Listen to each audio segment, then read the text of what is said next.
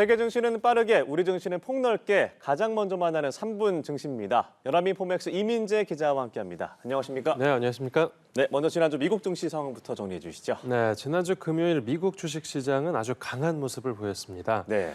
이 종가를 살펴보면 다우지수가 0.40% 상승한 38,239.66포인트에 마감했고요. S&P 500 지수는 1.02% 오른 5,099.96포인트로 장을 마쳤습니다. 그리고 나스닥 지수도 2.03% 뛴 15,927.90포인트로 거래를 마쳤습니다. 이 주간 단위로 살펴봐도 3대 지수가 모두 상승세를 나타냈습니다. 다우존스가 0.67%, 그리고 S&P 500 지수가 2.67% 올랐고요. 나스닥 지수도 4.23% 급등하면서 가장 높은 상승률을 기록했습니다. 네, 나스닥이 4% 이상 오르는 게 흔치 않은데, 자, 이렇게 강세장이 나타난 가장 큰 이유가 뭐라고 볼 수 있을까요? 네, 무엇보다 빅테크, 그러니까 미국 대형 기술 기업들의 실적이 잘 나온 영향이 컸습니다. 예. 이제 구글 모 회사인 알파벳의 경우에 1분기 순이익이 시장 전망치를 크게 웃돌면서 주가가 10%나 넘게 급등했습니다. 네. 또 알파벳이 처음으로 배당을 실시한다고 밝혔고 700억 달러어치 자사주를 매입하기로 한 점도 주가에 긍정적으로 작용했습니다. 다음 기업으로는 이제 마이크로소프트도 1분기 매출이 1년 전보다 17% 늘었다고 밝히면서 주가가 2% 가까이 상승했고요. 네. 인공지능 반도체 대장주인 엔비디아도 주가가 6% 넘게 급등했는데 여기에는 이제 마이크로소프트와 구글 실적이 잘 나오면서 이 엔비디아에서 만드는 인공지능 칩 수요가 많아질 거란 기대감이 커졌습니다. 그리고 해당 기업들 시가총액도 불어나면서 이 뉴욕 증시에서 시가총액이 2조 달러가 넘는 기업이 역대 처음으로 4군데가 됐습니다. 확실히 빅테크 실적이 잘 나온 것이 호재가 됐군요. 미국 물가지표에 관심이 집중됐었는데 어떻게 나왔습니까? 네, 이 미국 3월 개인 소비 지출 물가 지수가 나왔는데 예. 1년 전보다 2.7% 상승해서 그 상승률이 시장 예상치를 0.1%포인트 소폭 웃돌았습니다. 네. 그리고 식품과 에너지 요인을 뺀 근원 물가 상승률도 2.8%로 집계돼서 예상치를 살짝 넘어섰습니다. 전월 대비로도 물가 지수가 전망치에 부합하면서 이 증시에 미치는 영향 자체는 제한됐습니다. 실제로 물가 지표가 발표되고 나서 주식시장이 개장할 때 강세 분위기를 나타냈고 또 10년 만기 미국 국채 금리도 이 지수 발표 직전보다 소폭 하락했습니다. 예, 그렇군요. 이제 세계 증시에 이어서 국내 증시도 살펴보겠습니다. 지난주 코스피 시장 상황은 어땠습니까? 네, 이 지난주 금요일에 코스피 시장도 강세로 마감했습니다.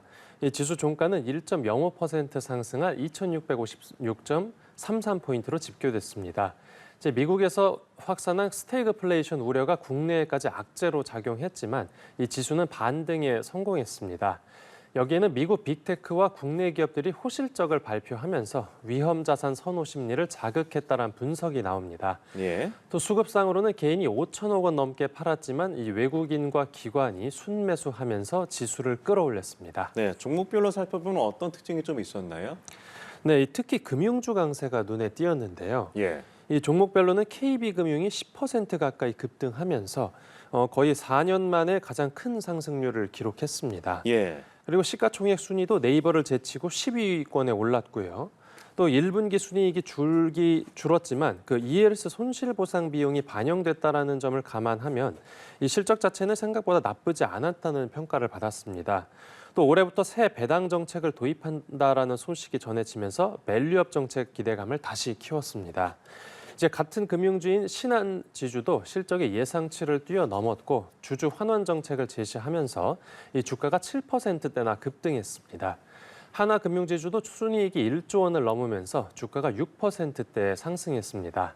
이 반도체주에는 저가 매수 수요가 유입돼서 SK하이닉스가 4%대 상승했고 삼성 SDS는 5%대 뛰었습니다.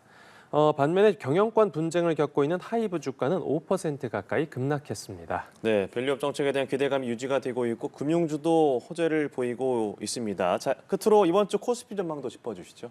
네, 이번 주 지난주에 코스피 지수가 오름세를 보였던 만큼 이번 주에는 대체로 숨고르기 하는 모습을 보일 것으로 전망됩니다. 예. 이제 국내에서 목요일에 밸류업 가이드라인 제정안이 공개되는데 저평가 업종으로 분류되는 은행 그리고 자동차 주가의 수혜가 예상됩니다. 이번 주 실적을 발표하는 국내 주요 기업으로는 삼성 SDI, 그리고 하이브, 네이버, 에코프로가 있습니다. 이제 미국에서는 우리 시간으로 이번 주 목요일 새벽에 공개될 5월 연방공개시장위원회 회의가 예정돼 있습니다. 이번 회의에서 금리 동결이 확실시 되는데 그런 만큼 제롬 파월 연방준비제도 의장의 발언이 관건입니다. 예. 이 경제 지표로는 이번 주 말에 나올 미국 4월 고용 지표를 들여다봐야 되겠고요. 이 기업 중에서는 애플과 아마존, AMD 그리고 슈퍼 마이크로 컴퓨터가 실적을 발표합니다. 이제 국내 증권가에서는 이번 주 코스피 지수 예상 밴드로 2,580에서 2,700선을 제시했습니다.